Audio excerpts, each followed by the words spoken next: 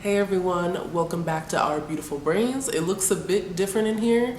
If it sounds a bit different, it's just because I'm in my living room and it's kind of echoey because I couldn't find, well, I could find the lights, like the studio lights, but it got packed all weird, so here we are, and it's okay. We're making do with what we got.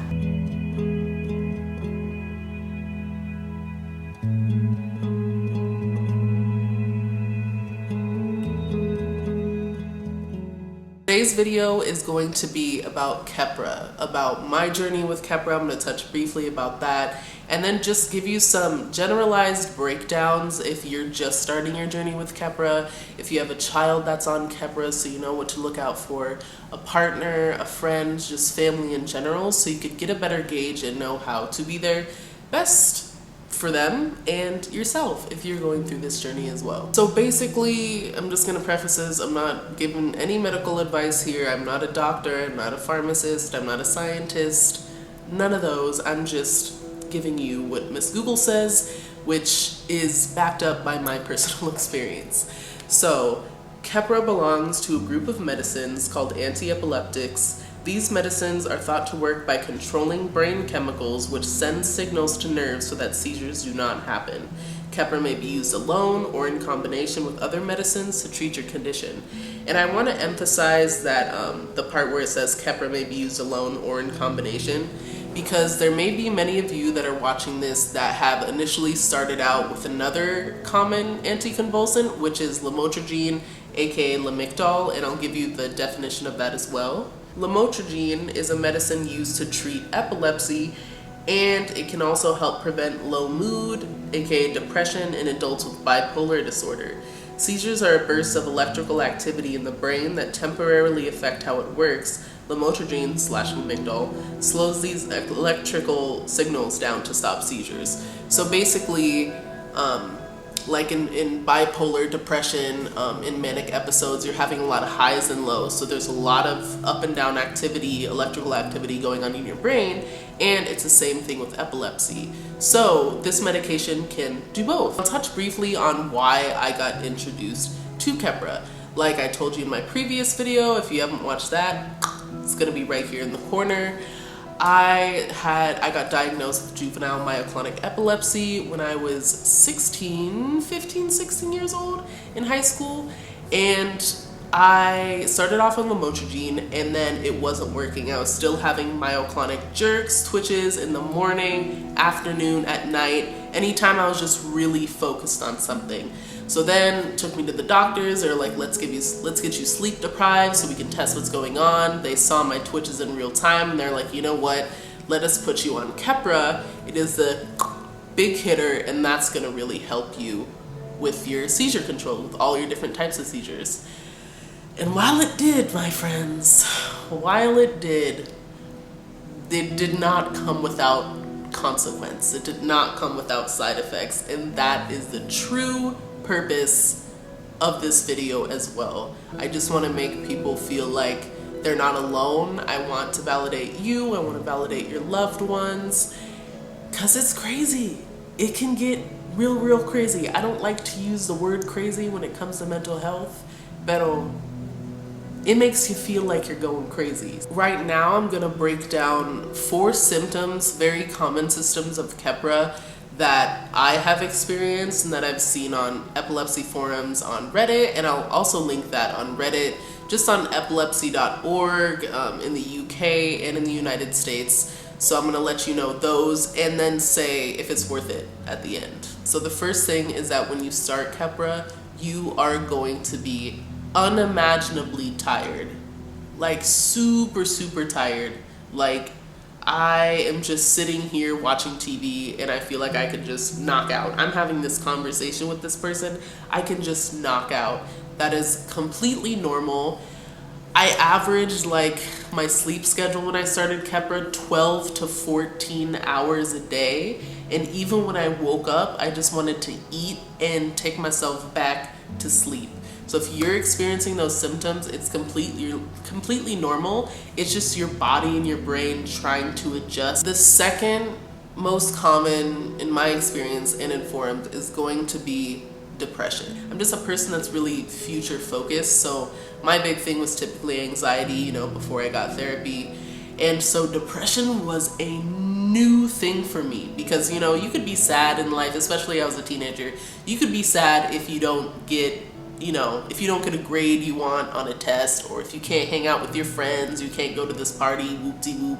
But this was a next level depression. Like, I understood when people said that they cannot get out of bed. It is hard.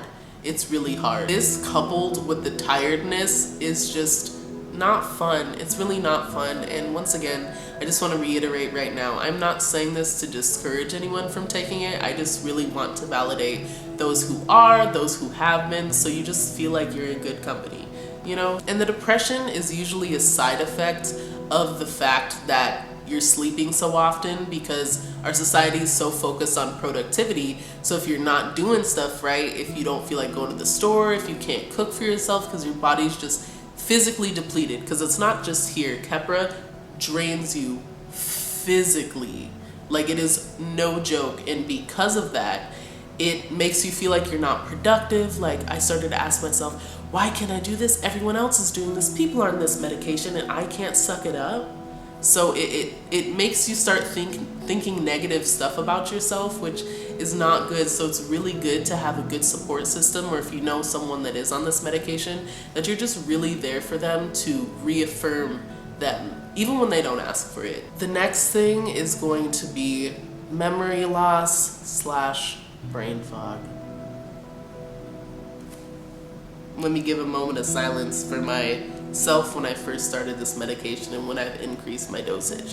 Because at one point, I was on 3,500 milligrams of this per day. I am no longer on that much, but between morning and night dosages, 3,500 milligrams. The brain fog and the memory loss are so annoying, so draining, so it just takes a toll. Like, all of these side effects really just make you feel like you're so small. And I just remember feeling, these are going to be really strong emotions, and I know I am not right now, but like I said, I'm here to validate. I felt worthless, I felt stupid, I felt lazy, I felt like a burden. I couldn't remember what I did like a few minutes ago. I couldn't remember what somebody told me literally seconds after they told me. It was a lot. I want to emphasize that the memory was not long-term. It didn't affect my long-term memory. Like, I still had all of my childhood memories. I just could not focus on like what I had for breakfast, what time I went to sleep, what TV show I just watched, what episode. Like, it was a lot. It was just like those little things. And sometimes that's just more annoying. It's more annoying. It just affects your overall productivity. Nobody expects you to be perfect. If this is you going through this, nobody expects you to be perfect. Nobody's expecting any of this out of you except for yourself. So take it easy on yourself. You have people, you have community. If you don't and you're going through this alone, go on those forums that I've linked below. You're not alone. You're not crazy. You're not going through this by yourself. A lot of people have experienced this. A lot of people have gone through this, and you can do it. You can. And if you can't, that's okay. It's all right. You're not by yourself at all. You're loved, and you're here, and you're appreciated. Got you. And if you need to hear that again, come back to this video. If you need to talk to somebody about it, comment below, or you can message me privately. I'll give you my Instagram is always linked below to the Our Beautiful Brain Instagram.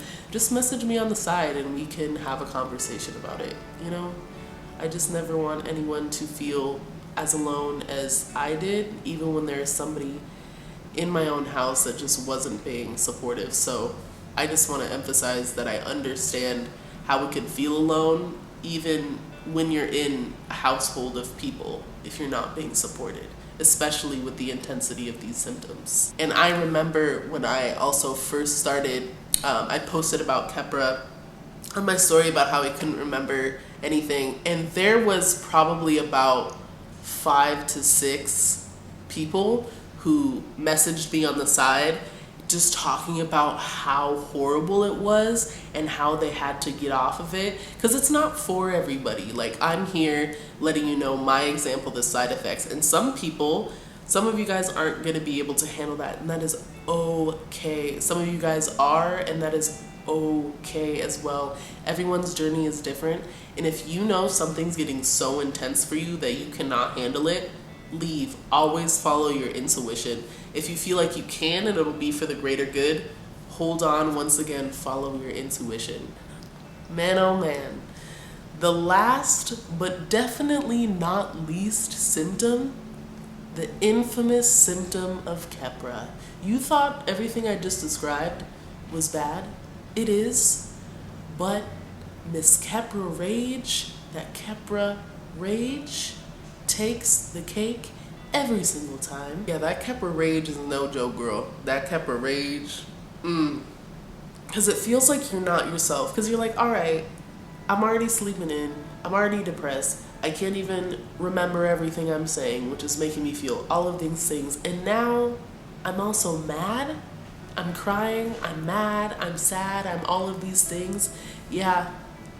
You are. And this only starts, it's only for the beginning. This does not continue. Your body gets used to it. But at the beginning, oh, my arm just came out. I was just getting to the point where I was talking about Keppra Rage. Pepper Rage? No, not pepper. Keppra. Oh! Do you remember that? Yeah. Yeah, that was not fun. What advice would you give people who are in a household where that's like they're with somebody that's on that and going through that? Just try to not let the intensity impact your nervous system.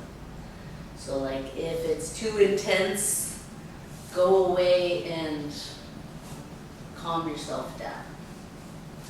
Do what you gotta do to be able to be present and not let it affect you. Because you love that person and you understand. Straight from a mama mouth. What else would be good to know? Don't argue with someone who's just chemically going through something. That's where the intensity is coming from. So it's not that they're trying to attack you. So you don't need to fight. What are the little ways that you could be with, especially a teenager or a young adult or even a kid that has to take it? Like, what are the little things that aren't based in talking that would help? Hugs! Just asking if they need a hug. Or just giving spontaneous hugs. Or saying I love you 1,000,000 times, just so they know. It sinks into the subconscious. So they feel loved. And then don't try to solve all the problems. Ask if they need advice or just someone to listen. Yeah, Keppra venting is very real. I did not want to hear what the hell people had to say. I just wanted to rage out. Rage against a machine, if you will. Thanks. Drive safe. Man, I was on Keppra, I would start the most ridiculous arguments. Like at that point, how old was I when I was moved back in? I was 21, so I had been on it for a while, but I had just increased my medication. Oh my god. I would start the most ridiculous arguments. Like if my mom I detected a hint of agitation, even if she was agitated at something that had nothing to do with me, even if she had like dropped a pot and splashed up water and I asked her a question afterwards and I could just detect a little bit of that, I would have been so irritated and mad that she had started an argument with me, or she had an attitude and I was just trying to live my life, and that I was going through something super hard. And I'm not even trying to mimic myself, let me step that back. I just felt like I was going through something so difficult, and why would the other person have an attitude at me when they know how much of a difficult time I'm going through? It's a lot. And it also was like my mouth was like a broken faucet. I could not keep that mouth from running. Like every single, like no filter. I already kind of can't help being honest, but I usually say it in a more gentle way. Man, nope. No filter McGee over here. It was horrible. And it just caused a lot more problems than I wanted, which enhanced my depression, enhanced me feeling worthless, enhanced all of the things that I just previously described. It was rough. So now that I've gone through all my symptoms, told you my personal experience with them, how I was affected and how you might being affected, how your loved ones might being affected, I'll let you know, is it worth it, and how long the symptoms have lasted. I'll start with how long it lasted. If I could guesstimate, each time I've increased my Keppra medication or when I just started it,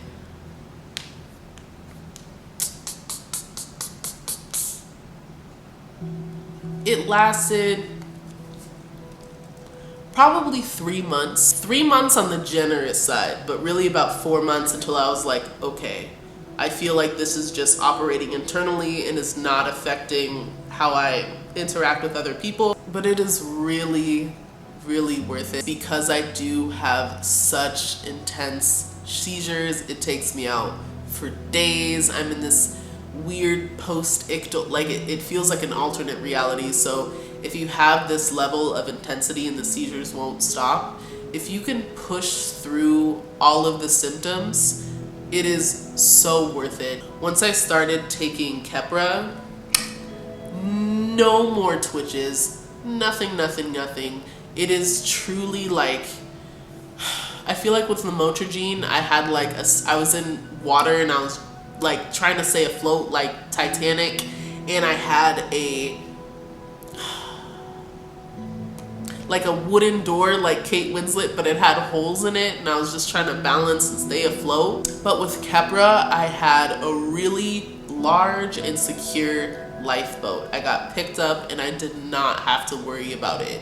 It is so great if you have really intense seizures. I cannot emphasize this enough. And even like I said, for people that don't have epilepsy, if you can get past that point, it regulates your brain so well. And that level of security has allowed me to live my life without a lot of fear. I am always still cautious, but it's really just allowed me to take a deep breath and be in my early 20s and live my life and just be able to go on trips and not have to be living in that anxious, depressed place. It has been amazing. Truly. So I know this may have been up and down like Keppra is, because you're like, okay girl, you just spent damn near the whole video explaining how intense this is and how intense the symptoms are, but now you're saying it's worth it. But it's kind of like gardening, you know, it's a lot of work. You're bending over a lot, pulling up weeds, just your back hurts, your knee hurts, but then when everything starts growing and you get to eat what you've created, the benefit outweighs the downside, the hard work, the pain. Overall, it's intense, and you need to go in with an understanding of how it's going to impact you and your loved ones and how they can best be there to support you.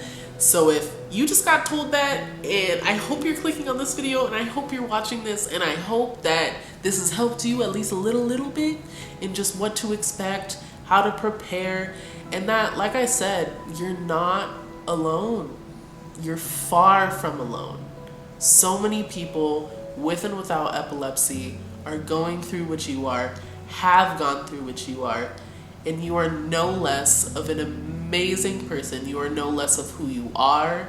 You are no less of what you give other people. You are not a burden. You are not a dark cloud. You are you that's having side effects from something that is gonna help you in the long run, you know? And if you can hold out on those 3-4 months, it's worth it. It is. But if it's getting too intense, quit it. If you're getting to that point to where you no longer feel like you want to be present on this planet, get off of this medication, especially if you don't have a support system. Don't push through it just because I said it was worth it. If it's getting that intense for you, get off this medication. There are other options. There are so many other options. So overall, I hope this helped. I hope this gave you insight. And I hope that your journey with this is nothing but rewarding. And to the people that are supporting people going through this, hang tight. Like my mom said, don't be there to give advice, be there to love, be there to support unconditionally. That's what they need. They need to know that they can lean back on someone when they can't lean back on themselves. So yeah, I hope you guys have an amazing rest of your day, amazing rest of your week, and your year, and your month, whichever's clever, all of the above. And remember to subscribe, hit the like button, comment down below on, just your thoughts, your experiences, advice you think that could help others. And I will see y'all next time. Post-surgery. After that, I'll make some more videos for y'all. Bye.